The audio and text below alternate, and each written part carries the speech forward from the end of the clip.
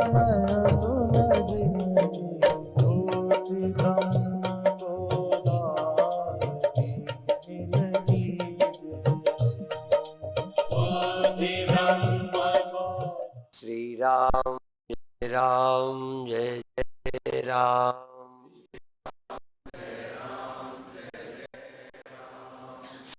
राम जय राम जय जय राम।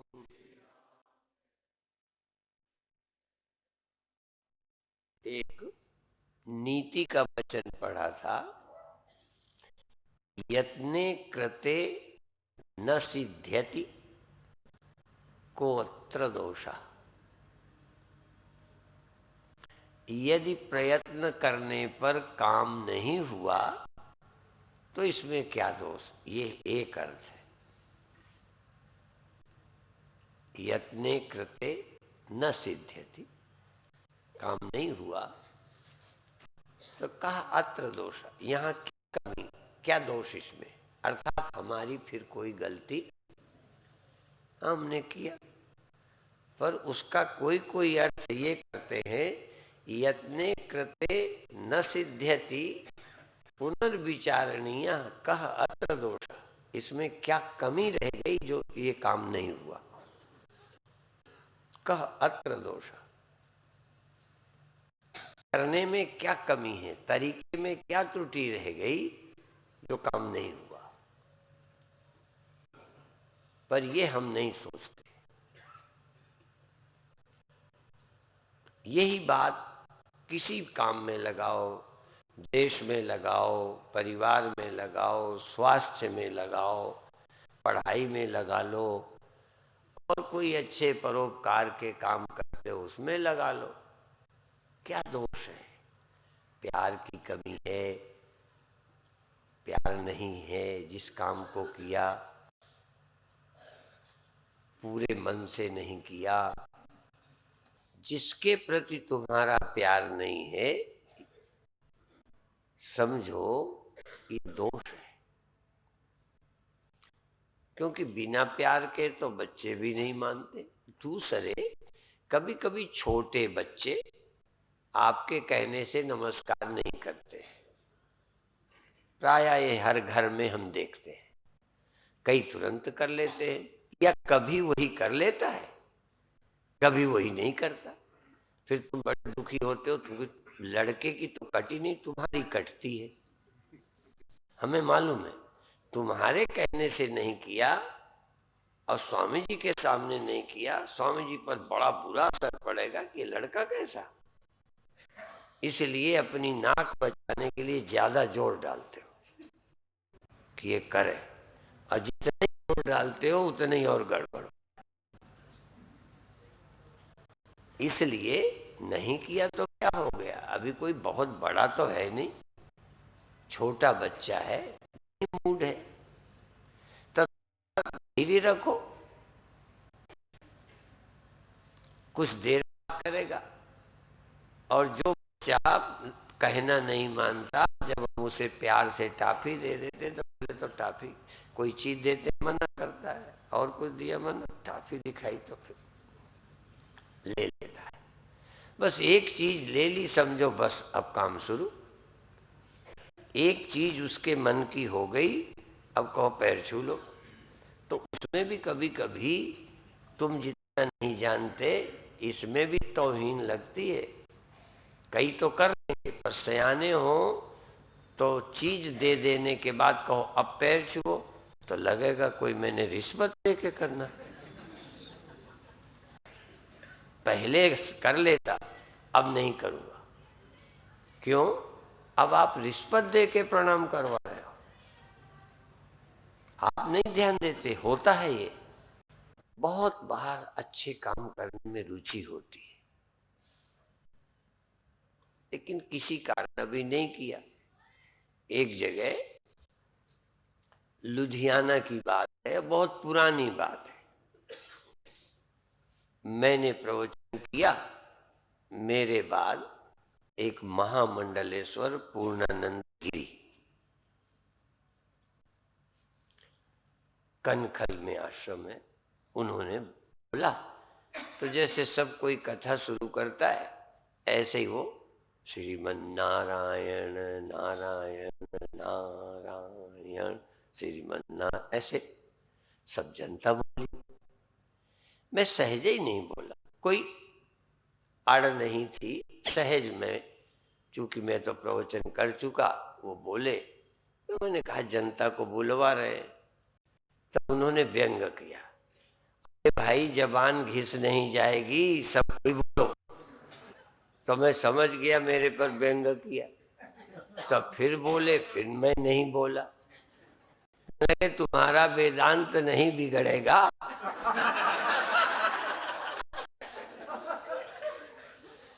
तो फिर मैं जिद पे आ गया, बोला ही नहीं। अब देखो, मेरे राम नाम से, प्रभु नाम से कोई नफरत थोड़ी है, पर ज्यादा गुरुई छाटी तो मैंने नहीं बोलता। मैं ये उदाहरण देके समझाना चाहता हूं कि जिसको तुम प्यार से करना चाहते हो, पर दूसरे की हुकूमत से करने में बेइज्जती लगती है।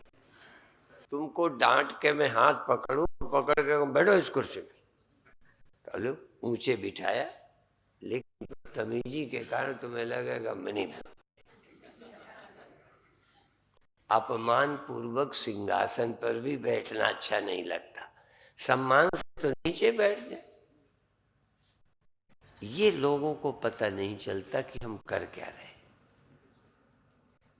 उन स्वामी जी का हमसे प्रेम भी था, मिलजुल के कई जगह कार्यक्रम करते थे, उनको ये नहीं लगा होगा, पर हमारा अंदाज गलत निकला। उनका हमारा अपमान करना प्रयोजन नहीं, उन्हें लगता है यद यद आचरति श्रेष्ठ तत्तदेवेतरो जना सयत प्रमाणम कुरते लोकस्तदनुवर्तते। यदि ये भी बोलेंगे तो जनता और खुशी से बोलेगी, नहीं लोग देखेंगे बाबा जी तो बोलते ही नहीं। तो उनका उनका भाव भी बुरा ना होगा, पर नहीं हम समझ पाए। कभी कभी दूसरे की भावना न समझने से भी हो जाती है। उनका इरादा कौन खोटा होगा, पर उनको लगता यही है कि भाई जब संत प्रेम से गाएंगे, कभी हम गाएं तो तुम्हें और उत्साह आ जाता है। तो इस तरह से व्यवहारिक बातें समझना बहुत जरूरी है और बहुत कठिन है।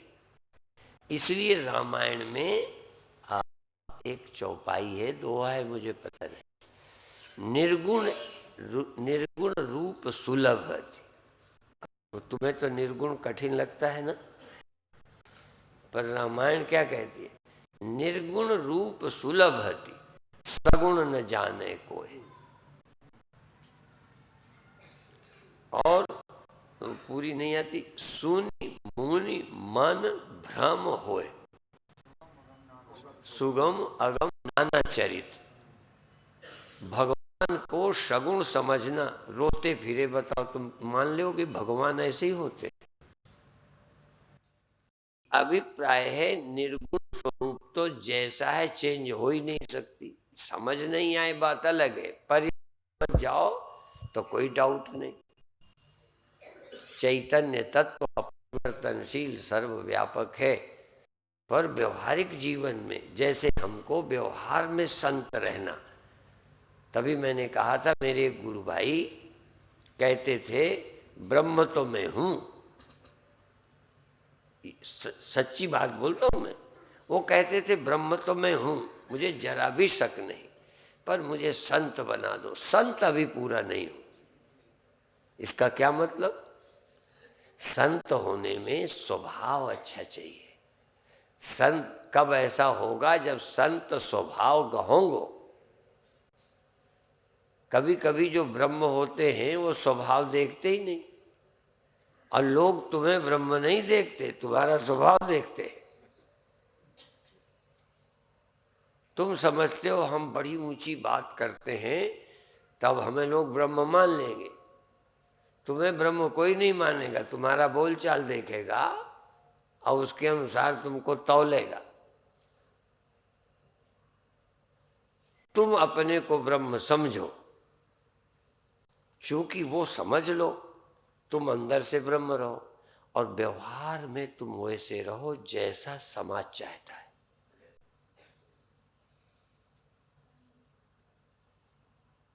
व्यवहार बड़ा कठिन है। व्यवहार में संत बन के दिखाओ, भक्त बन के दिखाओ, पूजा करके दिखाओ, आरती करके हाँ, वो लोग देख पाएंगे। तुम्हारे पूजा में आंखें बंद थी, आंसू बह रहे थे, ये लोग देखेंगे। तुम ब्रह्म हो, कैसे देखेंगे? मैं ब्रह्म हूं, तुम्हें दिखेगा? मेरा बोल सुनाई देगा, मेरा करना दिखाई देगा, मेरी आंखें, मेरी आवाज मीठी तीखी, ये लोग देखेंगे, ये सुनेंगे। मुझे कैसे देखोगे?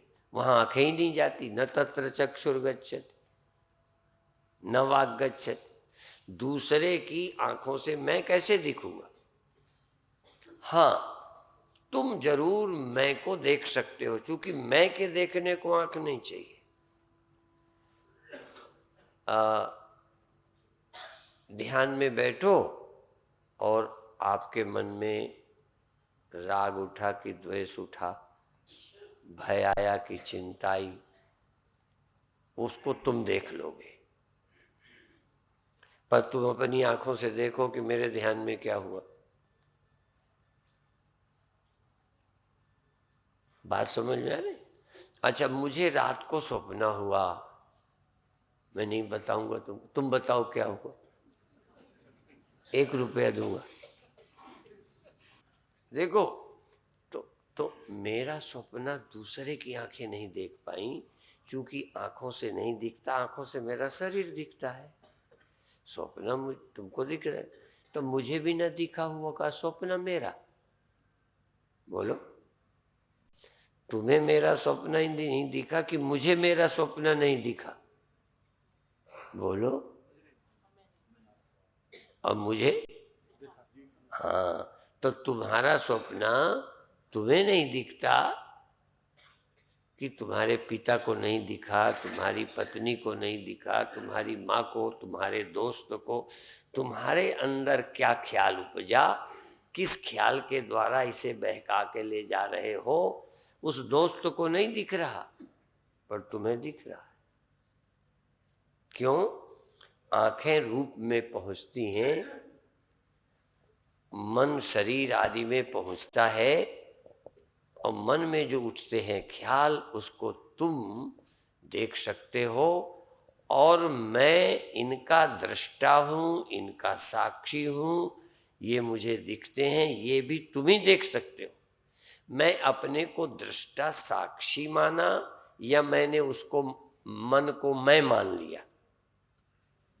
ये चूक तुम जान पाओगे मेरी, कब मैं अपने को साक्षी अनुभव कर रहा था, मन को अपना विषय साक्ष्य, वृत्तियां मेरी साक्ष्य हैं, मैं इनका साक्षी, ये मुझे याद है, पता है, ये मैं जानूंगा। मैं ध्यान में बैठे सबका साक्षी होके बैठा हूं, कि मन होके बैठा हूं, कि साधु मान के बैठा हूं, कि मैं बैठे बैठे छोटा बड़ा मान के किसी से ईर्ष्या कर रहा हूं? क्या हूं मैं? मेरे मैं को तुम कैसे पहचानोगे? इसलिए किसी की आत्मा को कोई जाने, ये असंभव है। और सबसे बुरी बात है, ये सबके लिए कह रहा हूं, सबसे बुरी बात है दूसरे के विषय में निर्णय करना। यदि आप बहुत अच्छे हो तो बिना निर्णय के दूसरे को अच्छा मान लो, जानने की चेष्टा मत मान लो। और जानना ही चाहते हो तो ईमानदारी से तुम बताओ, उसके मन को तुम जान सकते हो? जब नहीं जान सकते तो टिप्पणी क्यों करते हो? इसलिए सबसे ज्यादा निगेटिव सोच, दूसरे के प्रति ये ऐसा है, ये टिप्पणी करना सबसे मूर्खता है। तुम्हारे व्यवहार भी बिगड़ते हैं, संबंध भी बिगड़ते हैं, और निंदा बुराई देखने का अपराध भी होता है। हम दूसरे की क्रिया तो देख सकते हैं। जैसे मान लो मैं प्रवचन करता हूं, इसमें एक वर्ग है जो बहुत श्रद्धा रखता है, हमको अच्छा मानता है, हमारे काम को परमार्थ मानता है, हमारे हमारे प्रवचन को परोपकार मानता है। ठीक है, ये उनकी श्रद्धा है। दो ही चीजें होती हैं, या तो श्रद्धा के कारण मुझे अच्छा मानो, या अश्रद्धा के कारण ये मानो अरे तो धंधा है, ये तो ऐसा ही है, सब ठग हैं, ये सब कमाई का रास्ता है, संस्थाएं बना के भी लेने का ढंग निकाल लिया है। यदि आप ऐसा कहें कि सब कमाने के लिए समिति बना लेते हैं, ट्रस्ट बना लेते हैं, सम्मेलन कराते हैं, जगराते कराते हैं, देवी का वो नवरात्रे मनाते हैं, देवियां धरते हैं, चंदा करते हैं, यदि आप इल्जाम लगाओ तो कोई कैसे कह देगा? हम क्या बिल्कुल अपने दिल की बात मान जाएगा वो कि मैं क्यों करता हूं? यदि वो बता दे कि हाँ जरूर थोड़ा मैं नाम के लिए करता हूँ, परोपकार के लिए, किस लिए करता हूँ ये वो बताए तो बताए ईमानदारी से। वो भी यदि वो सच बोले, न बोले तो गारंटी नहीं, यदि वो सच बोले तो बता सकता है मैं क्यों करता हूँ। पर कोई भी यदि लोभ से, लालच से, स्वार्थ से भी लगा हो तो क्या कह देगा मैं स्वार्थ से लगा पड़ा हूं? क्या इतना हिम्मती मानते हो आप?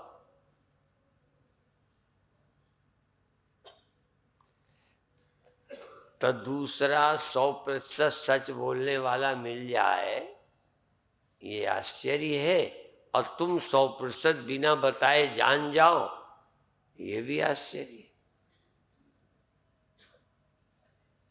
ठीक है ना? सोचना शुरू करो। हमारी बात तो देखो, हम क्या करें, हमको प्रवचन तो आता नहीं। हम ये देखते हैं तो एक वर्ग है जो अच्छा होने पर विश्वास करता है, एक पहले से ही तैयार है, वो हर एक के काम को बुरा मानता है। लेक्चरों को, आश्रम बनाने को, गरीबों को, गौशाला को, हॉस्पिटल को, ये सब धंधा है, सब मतलब है, सब स्वार्थ है। क्या करोगे? मानता है वो, करोगे क्या ये बताओ?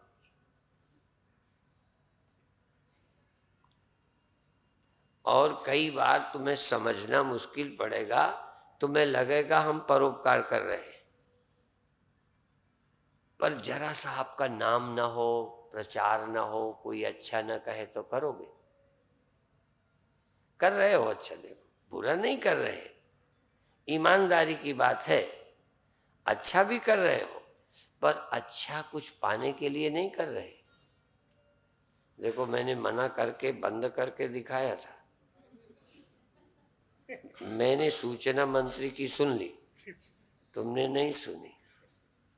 ठीक है, कोई बात नहीं, नहीं सुनो, कह दो हम ऐसे सुनते तो अभी तक घर पे रहते, तुम्हारी तरह बाबा ना बन जाते।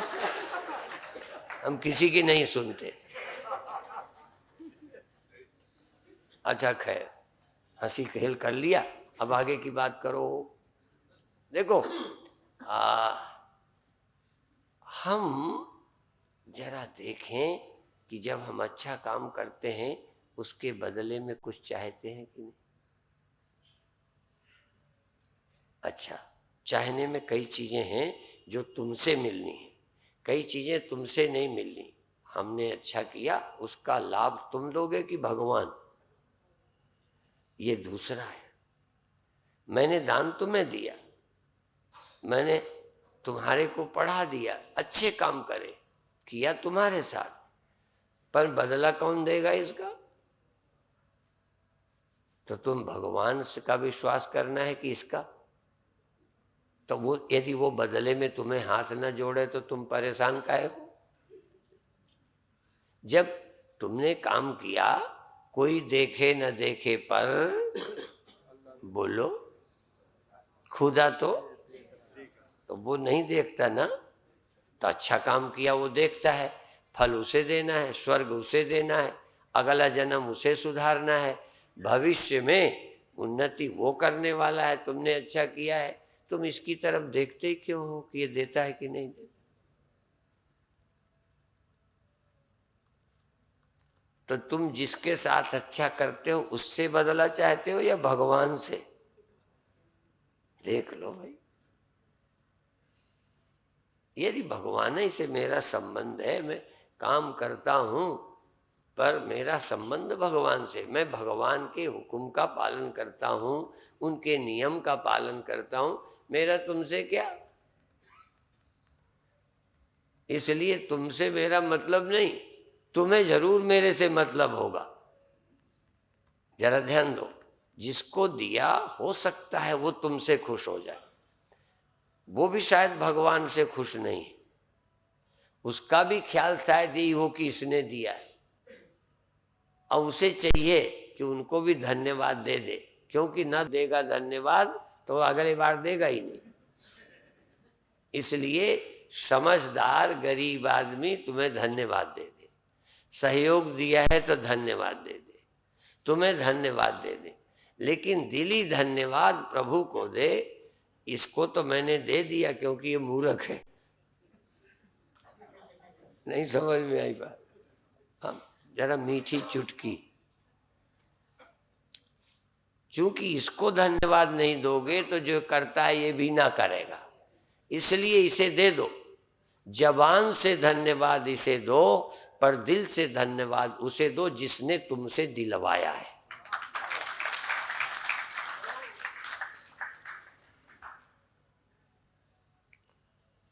उर प्रेरक रघुवंश विभूषण। कभी किसी भिखारी को आपका देने का मन करता है और कभी नहीं करता। आप ही हैं, देखो कि एक को देने का दिल नहीं किया, एक को लगा दे देते। शायद उसका प्रारब्ध या प्रभु चाहते हैं। ये सारा कुछ कैसे चलता है, एक लंबी प्रक्रिया है। इस गहराई पर जाओ तो को बड़ छोट कहता पराधु। बस भगवान से जुड़ो। जो कर्म आपको व्यक्ति से जोड़ता है वो कर्म बंधन बन जाता है, जो कर्म आपको भगवान से जोड़ता है वही मुक्ति बन जाता है। जय सतगुरुदेव। देकर भी भगवान, लेकर भी भगवान ने दिला दिया। अटके में ऐसे समय पर एक आदमी आ गया जो अटका हुआ काम ठीक हो गया। चाहे जबान से दे दी सहायता, सिफारिश कर दी, पैसा दे दिया, डॉक्टर आ गया, दवा दे दी। यदि समय पर काम हो गया तो व्यवहारिक रूप में इन्हें भी धन्यवाद दो, पर समझो इस समय पर ऐसे में अचानक ये कैसे आ गया, उसको धन्यवाद दो जिसको सब पता है। ऐसी सोच, यदि सुखी रहना है तो हर व्यवहार के पीछे कर्ता उसे देखो। तभी गुरुवाणी का ये शब्द कभी कभी मैं बोल देता हूं, एक ओंकार सतनाम कर्ता पुरुष निर्भव निर्वैर अकाल मूरत अजूनी सैभंग। कर्ता तो एक ही है, अनेक कर्ता हैं ही नहीं। यदि सांख्यवादी हो, प्रकृतिवादी हो तो नान्यम गुणेभ्यः कर्तारम यदा दृष्टा अनुपश्यति, गुणेभ्यश्च परम वेत्ति मद भावम शोधिगच्छति। प्रकृति करती है। एक बार कहीं गहरे से जरा गड़बड़ है, हम भी सोचा करते थे, तुम ही नहीं, कि सब प्रकृति करती है, सब भगवान करते हैं, फिर चोर, ये चोरी, ये फलाना, ये बदमाशी, सब भगवान ही करते हैं। ये प्रश्न इसलिए उठता है कि अभी आप मुमुक्षु नहीं हो। जब मोक्ष की इच्छा होगी, स्वस्थ होने का होगा, तो आप छिपा के गलत नहीं खाओगे। मान लो किसी को कैंसर है, हालत बुरी है, तो परहेज नहीं कर लेता। सचमुच यदि आप बीमार हो तो छिप के क्या आप बीमार होने वाला या रोग बढ़ाने वाली चीज खाओगे? एकांत में भी कैंसर ठीक होने वाली दवा खाओगे। तो इसी तरह से यदि आप तरना चाहते हो तो कर्तापन का अभिमान छोड़ दो। प्रकृति को या भगवान को करने वाला समझो, और फिर कर्तापन का जब त्याग करोगे, अपने आप आपसे कई कर्म नहीं होंगे। तुम करता हो, करने से तुम लाभ मानते हो, इसलिए करते हो। देखो, पुण्य और तो और छोड़ो, पहले पुण्य से शुरू करता हूं। पुण्य भी ज्यादा कौन करेगा? जरूरत से ज्यादा अभिमान में आकर, दिखावा में आकर ज्यादा पुण्य, ज्यादा दान, ज्यादा कर्म करेगा कौन? अहंकारी। ज्यादा करेगा ही। अधिक कभी भी पुण्य करना, सीमा से ज्यादा करना, वाहवाही में कर रहा है, दिखावा में कर रहा है, कर्तापन के कारण कर रहा है। यदि आपके अंदर कोई दिखावा नहीं है, प्रकृति करने वाली परमात्मा, तो ज्यादा क्यों? इसलिए सहजम कर्म कौन्तेय सदोषमपि न त्यजेत। सहज कर्म होगा। भूख लगी, खा लिया। छोटे बच्चे को देखना, ये तो थोड़ी बड़ी हो गई, हाँ, बिल्कुल छोटे बच्चे को देखना, भूख लगेगी, ले लेगा, खा लेगा, मांग लेगा और रो भी देगा, रो भी देगा और ले भी लेगा। इसके लेने में कोई अभिमान नहीं है, रोने में कोई नाटक दिखावा नहीं है, रोने के पीछे भी संकोच नहीं है। अपन को तो रोना भी आ जाए तो जनता के बीच रो नहीं सकते। हम गुस्सा आ जाए, ये बहुत क्रोधी हूं मैं, पर गुस्सा करता नहीं हूं, दबा लेता हूं। क्यों?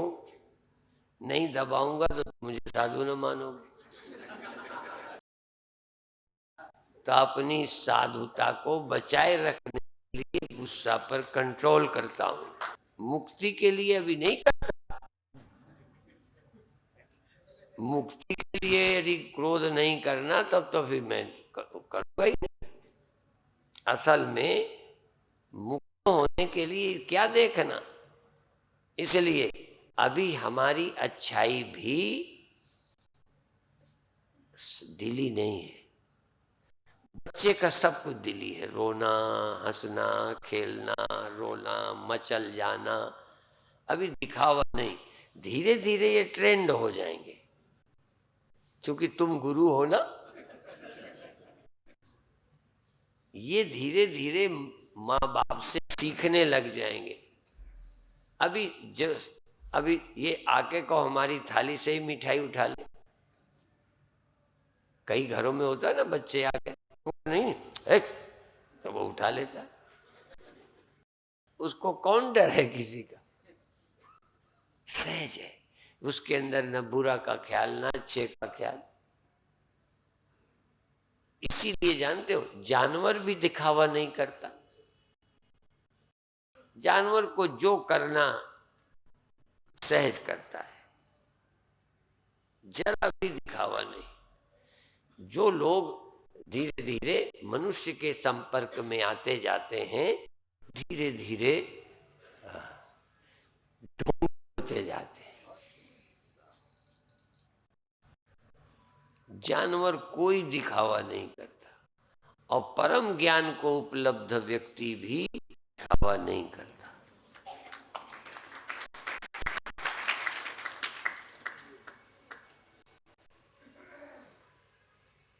दिखावा तो बीच, इसीलिए वो एक अंग्रेजी में कहावत है, आती तो अंग्रेजी नहीं, कि क्या है, मनुष्य क्या है, सोशल एनिमल।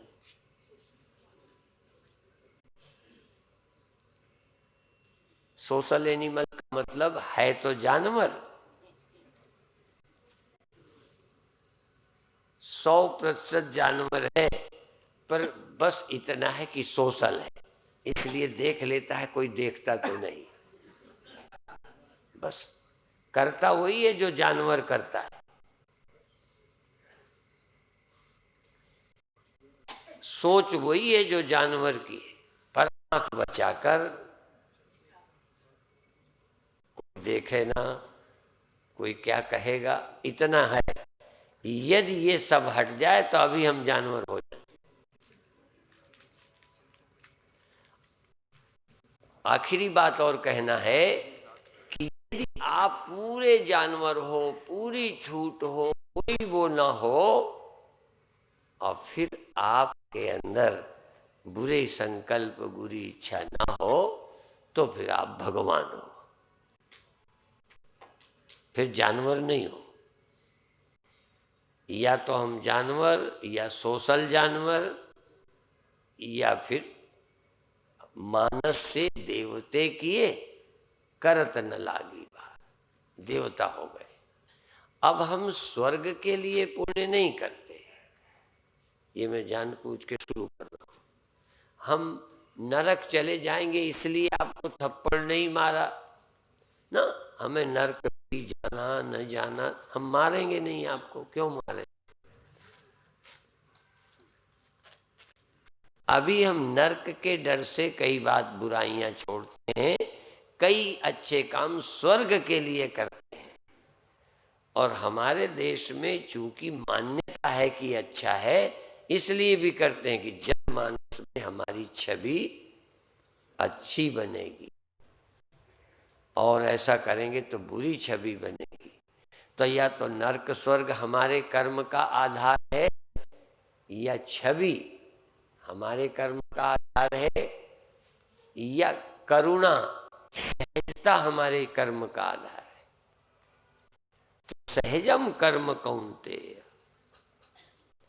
सहज कर्म पर ऐसे ऊंची अवस्था में जाने में भी टाइम लगेगा। विकास, विकास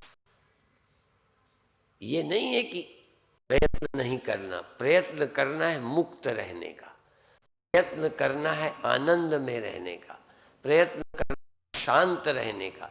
इसके लिए हमने क्रोध छोड़ना है, इसके लिए वैर छोड़ना है, इसके लिए मान छोड़ना है। क्यों निर्माण होना? क्योंकि मान ही आपको दुखी किए हुए, आप समझ नहीं पाए, मान की इच्छा ने ही हमें नचाया है, चैन में नहीं रहने दिया।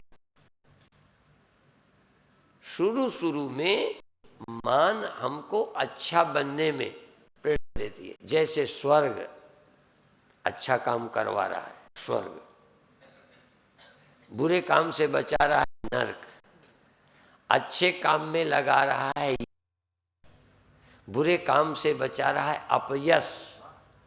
ठीक है, अभी हमारे अच्छे होने का आधार यश और अपयश है, अच्छे बुरे का। स्वर्ग नरक है, सामाजिक मान्यता है। पर जिज्ञासु मुमुक्षु के कर्म का आधार अपने जीवन की निर्मलता है, पवित्रता है, मुक्ति है।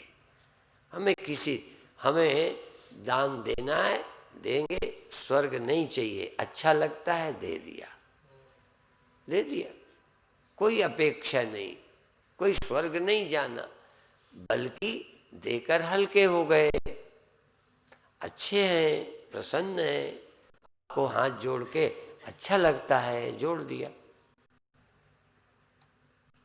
मंदिर में हमने नमस्कार किया, हमें अच्छा लगता है।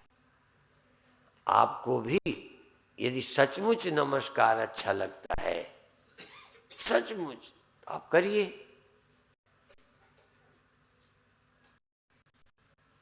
यदि नमस्कार करने में सुख मिलता है, स्वर्ग नहीं, सुख, स्वर्ग नहीं जाना, हाथ जोड़ते हैं ऐसे ही अच्छा लगता है, किसी को याद करके मन में शांति आती है, हमें चाहिए कुछ नहीं, ऐसे ही अच्छा लगता है।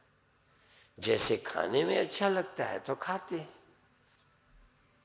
खाते समय ना हमें स्वर्ग का ख्याल आता है, अच्छा लगता है, खाते, भूख लगती है। आपका पूरे जीवन के कर्म स्वर्ग के लोभ से न हो, नरक के भय से न हो, यश अपयश के लिए न हो, और फिर भी बुरे काम न हो या सहज हो, तो समझो अब आप पहुंच गए वहां जहां ज्ञानी रहते, ज्ञानी। पर इसके पहले स्वर्ग के लिए अच्छा काम करो, नरक के लिए छोड़ो, अपयश से बचो, यश के लिए काम करो। पहले आदत तुम्हारी थोड़ी अच्छी बनेगी, फिर देखो हमें स्वर्ग जाके क्या पता नहीं, स्वर्ग जाएंगे फिर लौट आएंगे, यही मुक्ति नहीं हो सकती, स्वर्ग जाने की क्या जरूरत। यदि हम मान और अपमान से मुक्त हैं, लाभ और हानि से मुक्त हैं, जय और पराजय का ख्याल चला गया, तो मुक्ति अभी नहीं है।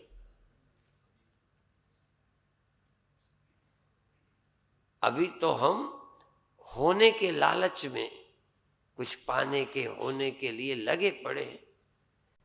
ऐसा व्यक्ति जिसको कुछ करना बाकी ना हो, गीता का वचन, तस्य कार्यम न विद्यते, उसको कोई काम बाकी नहीं है, काहे के लिए, कुछ पाने के लिए, कुछ होने के लिए, संतुष्ट है। आत्मन्येव च संतुष्टा, अपने आप में संतुष्ट है। संतुष्टा सततम योगी, यतात्मा दृढ़ निश्चया। हाँ, संतुष्ट है, संतुष्ट काम करते रहो। कुछ पाना क्या है, पाने के लालच में तेली के बैल की तरह लगे रहे और अंत में चलने का दिन आ गया, क्या मिला।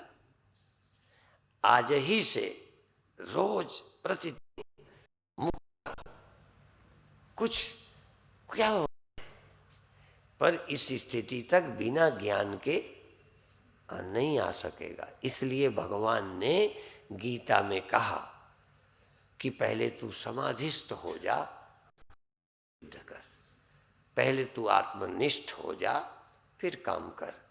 पहले सब कामनाओं से मुक्त होकर आत्मा में संतुष्ट हो। प्रजहात यदा कामान सर्वान पार्थ मनोगतान, मनोगत सभी कामना, शरीरगत शब्द नहीं कहा। प्रजहाति यदा कामान सर्वान पार्थ मनोगतान, मन में मनोगत जितनी कामनाएं हैं छोड़ दे, शरीर की आवश्यकताएं न छोड़। शारीरम केवलम कर्म कुर्वन् नाप्नोति किल विषम, शरीर की आवश्यकता पूरी करने में पाप नहीं लगता, मन की जरूरतें पूरी करने में लगता है। और बड़ा होने का ख्याल शरीर का है या मन का,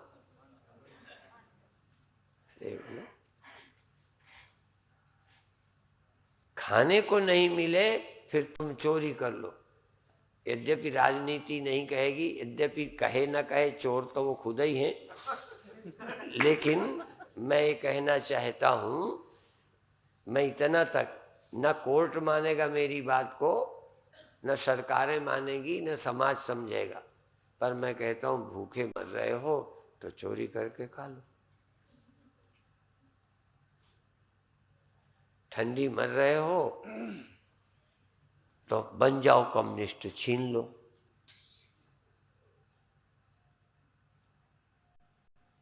जब बदमाश को जेल में भोजन दिया जाता है, बिरयानी पहुंचाई जाती है,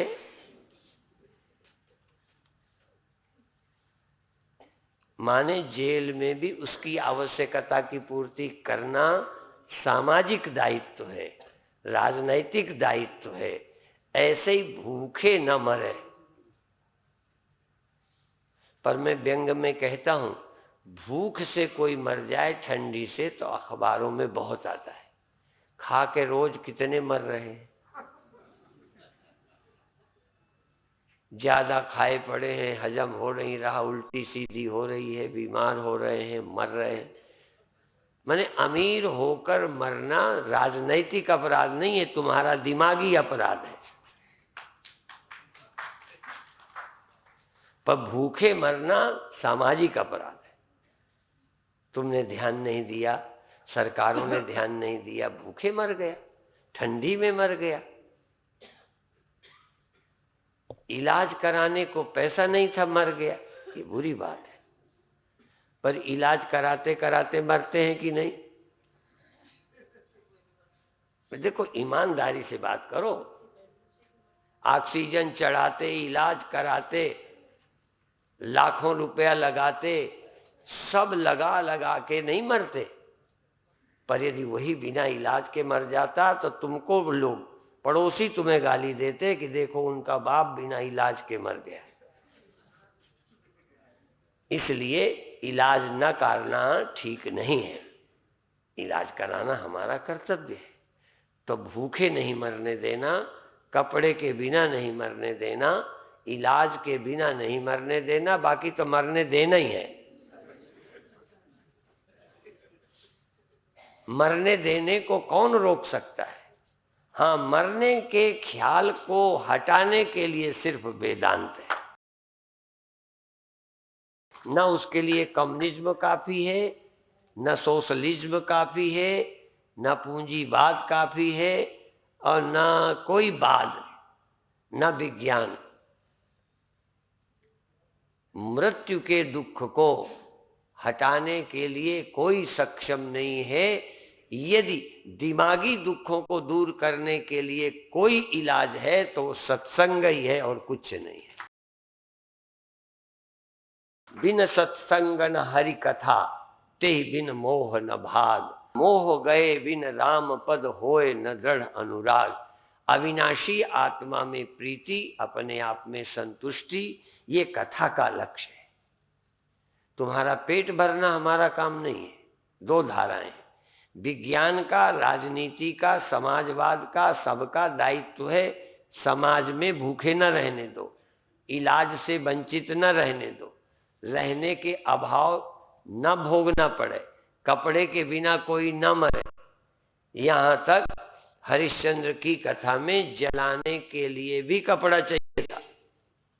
दाह संस्कार करने के लिए हरिश्चंद्र की पत्नी को टैक्स में देना पड़ा, अर्थात कपड़ा विहीन कोई ना हो।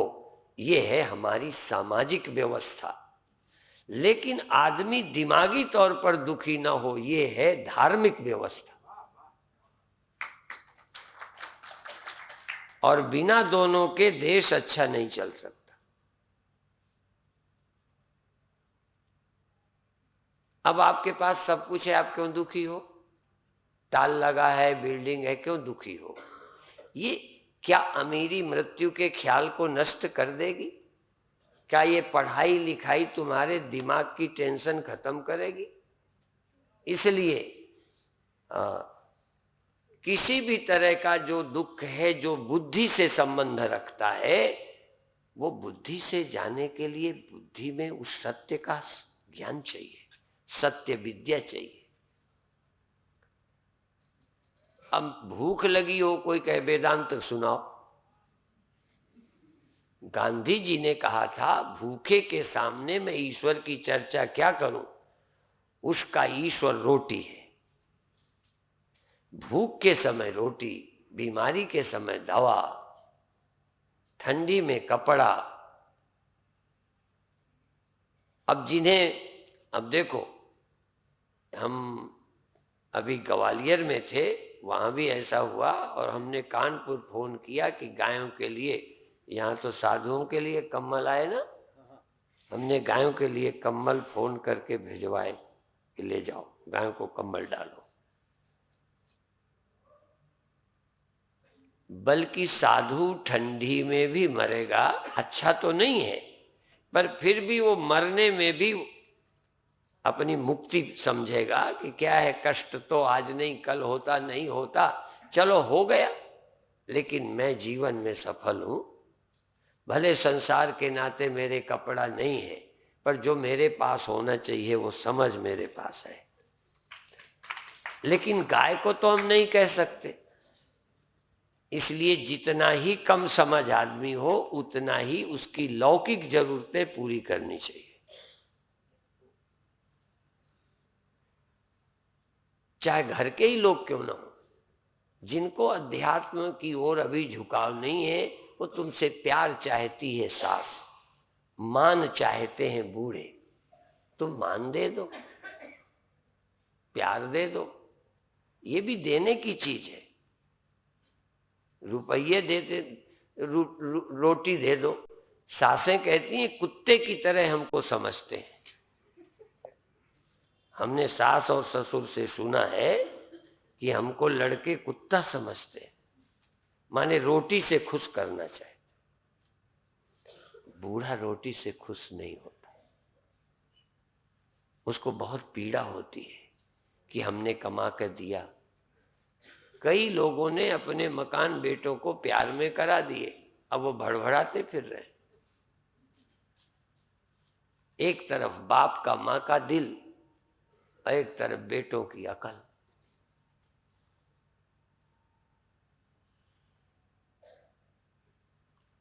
अभिप्राय यह है कि समाज को बहुत कुछ चाहिए, उसकी जरूरतें पूरी करो।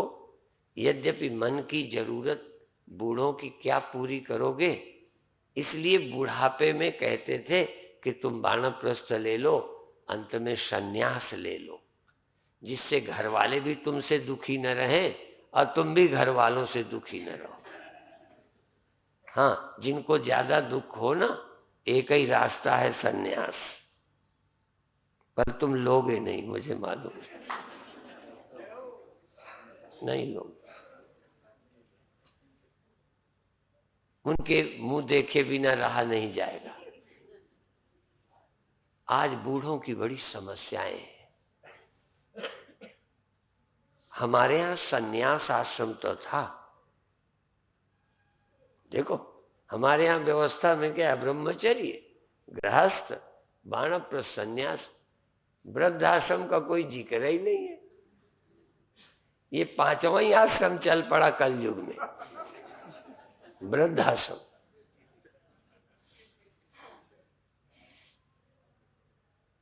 ऐसे ही कुछ सालों पहले आप जाइए, कोई गौशालाएं, मालिक रखते थे गाय।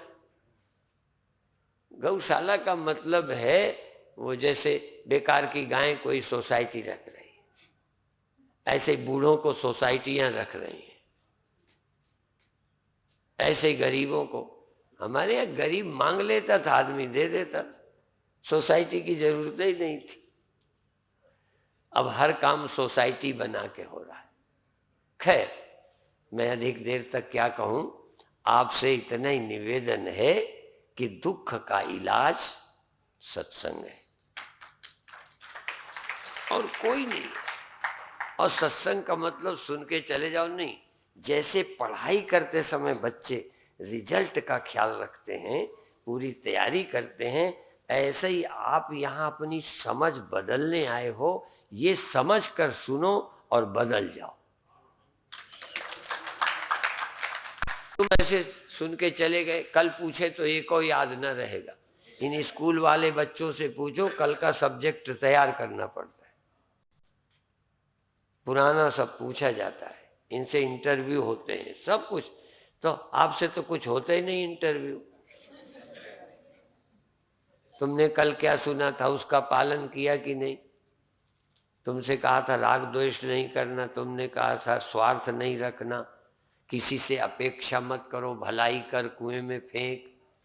अब तुम तो पुरानी भलाई याद कर करके दिन भर छाती जलाते रहते हो कि हमने उसके साथ ये किया, उसके साथ ये किया। अब उसके साथ किया, उसको तो थोड़ा मिल भी गया, ठीक है ना। तुमने किया और रो। एक हमारे गजेंद्र त्यागी इस बार नहीं आए, वो चुटकुला तो पुराना है पर मैंने उनसे ही सुना था। वो कहते थे नेकी कर है, हाँ ये दरिया में फेंक कहती वो, और या दरिया में ना, हम वो क्या कहते, नेकी कर और जूते खा, हमने खाया तू भी खा।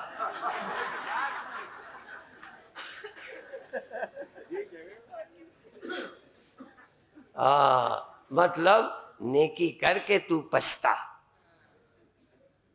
और जिसके साथ की वो हंस रहा। इसलिए नेकी करो पर अपेक्षा मत रखो, नहीं पछताएगा। अपेक्षा बिल्कुल नहीं, इसलिए भलाई कर कुएं में फेंक करके फेंक दे, रख मत। और भी मुक्त होने का एक रास्ता है, छुटकारा पाना है, संबंध तोड़ना है। संबंध से दुखी नहीं होना, तो जिससे लिया है उसका दे दे, उसका मांगना बंद। नहीं रोज फोन करेगा, तू मिलने से डरेगा। जिसका लिया है उसका दे के छुट्टी, और जिससे लेना है उसको कह दे मुझे नहीं चाहिए।